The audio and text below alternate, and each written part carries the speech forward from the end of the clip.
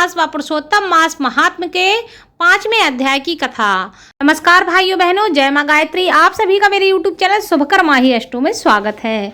आज मैं आप सभी को अपने इस वीडियो में अधिक मास पुरुषोत्तम मास महात्म के 5वें अध्याय की कथा सुनाने जा रही हूँ। आप सभी से अनुरोध है, अगर आप मेरे चैनल पर पहली बार आए हैं तो प्लीज़ हमारे चैनल को सब्सक्राइब, वीडियो को लाइक और वीडियो को ज़्यादा से ज़्यादा शेयर अवश्य करें, ताकि आपके साथ साथ आपके अपने भी इस कथा का लाभ उठा सकें और भगवान लक्ष्मी नारायण की कृपा आप पर और आपके घर परिवार पर सदा बनी रहे। कल की कथा में आपने सुना था कि जब भगवान नारायण गरुड़ को इशारा करते हैं तो गरुड़ जाकर अधिक मास को हवा करने लगते हैं। उसके बाद अधिक मास को जब होश आ जाता है तो उससे आगे की कथा अब इस प्रकार है। मलमास को मूर्छित हो जाने पर श्री हरि के नेत्र से संकेत पाकर गरुड़ मूर्छित मलमास को पंख से हवा करने लगते हैं। हवा लगने पर मलमास उठकर फिर भगवान से कहने लगता है। अधिक मास कहता है कि हे जगत को उत्पन्न करने वाले, हे विष्णु, हे जगन्नाथ, मेरी रक्षा करो, मेरी रक्षा करो। हे नाथ, मैं तुम्हारे शरण में आया हूँ, आज कैसे आप मेरी उपेक्षा कर रहे हैं। इस प्रकार कहकर कांपते हुए घड़ी घड़ी विलाप करते हुए अधिक मास से वैकुंठ में रहने वाले ऋषिकेश हरि बोले। श्री विष्णु बोले, उठो उठो, तुम्हारा कल्याण हो। हे वत्स, विषाद मत करो, हे वत्स, तुम दुख मत करो। ऐसा कहकर प्रभु मन में सोचकर क्षण भर में उपाय निश्चय करके पुनः अधिक मास से कहते हैं। श्री भगवान विष्णु बोले कि हे वत्स, योगियों को भी जो दुर्लभ गोलोक है वहाँ मेरे साथ चलो, जहाँ भगवान श्री कृष्ण पुरुषोत्तम ईश्वर रहते हैं। गोपियों के समुदाय के मध्य में स्थित है। 2 भुजा वाले, मुरली को धारण करने वाले, नवीन मेघ के समान श्याम लाल कमल के सदृश नेत्र वाले, चंद्रमा के समान अति सुंदर मुख वाले, करोड़ों कामदेव के लावण्य की मनोहर लीला के धाम, पीतांबर धारण किए हुए, माला पहने, वनमाला से विभूषित, उत्तम रत्नाभरण धारण किए हुए, प्रेम के भूषण, भक्तों के ऊपर दया करने वाले, चंदन चर्चित, सर्वांग कस्तूरी और केसर से युक्त, वक्ष स्थल में श्री वत्स चिन्ह से सुशोभित, कौस्तुक मणि से विराजित, श्रेष्ठ से श्रेष्ठ रत्नों के सार से रचित किरीट वाले, कुंडलों से प्रकाशमान, रत्नोल के सिंहासन पर बैठे हुए, पार्षदों से घिरे हुए जो हैं वही पुराण पुरुषोत्तम पर ब्रह्म है। ब्रह्मांड के बीज, सबके आधार, परे से भी परे, निष्प्रह, निर्विकार, परिपूर्णतम, प्रभु माया से परे, सर्वशक्ति संपन्न, गुण रहित, नित्य शरीरी, ऐसे प्रभु जिस गोलोक में रहते हैं वहाँ हम दोनों चलते हैं। वहाँ श्री कृष्णचंद्र तुम्हारा दुख दूर करेंगे। श्री नारायण बोले। ऐसा कहकर अधिक मास का हाथ पकड़कर हरि गोलोक ले गए। हे मुने, जहाँ पहले के प्रलय के समय में वे अज्ञान रूप महाअंधकार को दूर करने वाले, ज्ञान रूप मार्ग को दिखाने वाले केवल ज्योति स्वरूप थे, जो ज्योति करोड़ों सूर्यों के समान प्रभा वाली, नित्य असंख्य और विश्वप की कारण थी, जिन ज्योति के अंदर ही मनोहर 3 लोक विराजित हैं। हे मुने, उसके ऊपर अविनाशी ब्रह्मा की तरह गोलोक विराजित है।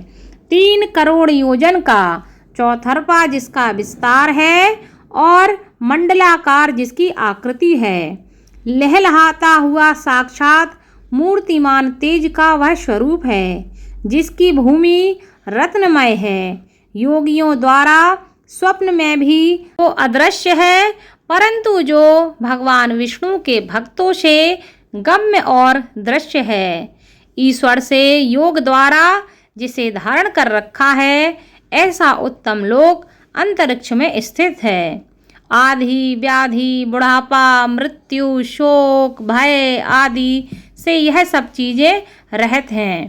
श्रेष्ठ रत्नों से भूषित, असंख्य मकानों से शोभित, उस गौलोक के नीचे 50 करोड़ योजन के विस्तार के भीतर दाहिने बैकुंठ और बाएं उसी के समान मनोहर शिवलोक स्थित है। 1 करोड़ योजन विस्तार के मंडल का बैकुंठ सुशोभित है। वहाँ सुंदर पीतांबरधारी वैष्णव रहते हैं। उस बैकुंठ के रहने वाले शंख, चक्र, गदा, पद्म धारण किए हुए लक्ष्मी के सहित चतुर्भुज हैं। उस बैकुंठ में रहने वाली स्त्रियां बजते हुए नूपुर और करधनी धारण किए हुए हैं। सब लक्ष्मी के समान रूपवती हैं। गौलोक के बाएं तरफ जो शिवलोक है उसका करोड़ योजन का विस्तार है और वह प्रलय शून्य है। सृष्टि में पार्षदों से युक्त रहता है। बड़े भाग्यवान शंकर के गण जहाँ निवास करते हैं। शिवलोक में रहने वाले सब लोग सर्वांग भस्म धारण किए हुए नाग का यज्ञोपवीत पहने रहते हैं। अर्धचंद्र जिनके मस्तक में सुशोभित है। त्रिशूल और पट्टिसधारी शव गंगा को धारण किए वीर हैं और सबके सब शंकर के समान जयशाली हैं। गौलोक के अंदर अति सुंदर एक ज्योति है। वह ज्योति परम आनंद को देने वाली और बराबर परमानंद का कारण है। योगी लोग बराबर योग द्वारा ज्ञान चक्षु से आनंदजनक निराकार और पर से भी पर उसी ज्योति का ध्यान करते हैं। उस ज्योति के अंदर अत्यंत सुंदर एक रूप है जो कि नील कमल के पत्तों के समान श्याम, लाल कमल के समान नेत्र वाले, करोड़ों शरद पूर्णिमा के चंद्र के समान शोभायमान मुख वाले, करोड़ों कामदेव के समान सौंदर्य की लीला का सुंदर धाम, 2 भुजा वाले, मुरली हाथ में लिए हुए, मंद हास्य युक्त पीतांबर धारण किए हुए, त्रिवत्स चिन्ह से सुशोभित वक्ष स्थल वाले, कौस्तुभ मणि से सुशोभित, करोड़ों उत्तम रत्नों से जड़ित चमचमाते किरीट और कुंडलों को धारण किए हुए, रत्नों के सिंहासन पर विराजमान, वनमाला से सुशोभित वही कृष्ण नाम वाले पूर्ण पर ब्रह्म हैं। अपनी इच्छा से ही संसार को नचाने वाले, सबके मूल कारण, सबके आधार, पर से भी परे, छोटी अवस्था वाले, निरंतर गोप वेश को धारण किए हुए, करोड़ों पूर्ण चंद्रों की शोभा से संयुक्त, भक्तों के ऊपर दया करने वाले, निष्प्रह विकार रहित परिपूर्णतम स्वामी रासमंडल के बीच में बैठे हुए हैं। शांत स्वरूप रास के स्वामी, मंगल स्वरूप मंगल करने वाले, समस्त मंगलों के मंगल, परमानंद के राजा, सत्य स्वरूप, कभी भी नाश न होने वाले, विकार रहित, समस्त सिद्धों के स्वामी, संपूर्ण सिद्धि के स्वरूप, अशेष सिद्धियों के दाता, माया से रहित, ईश्वर नर, गुण रहित, नित्य शरीरी, आदि पुरुष, अव्यक्त अनेक हैं।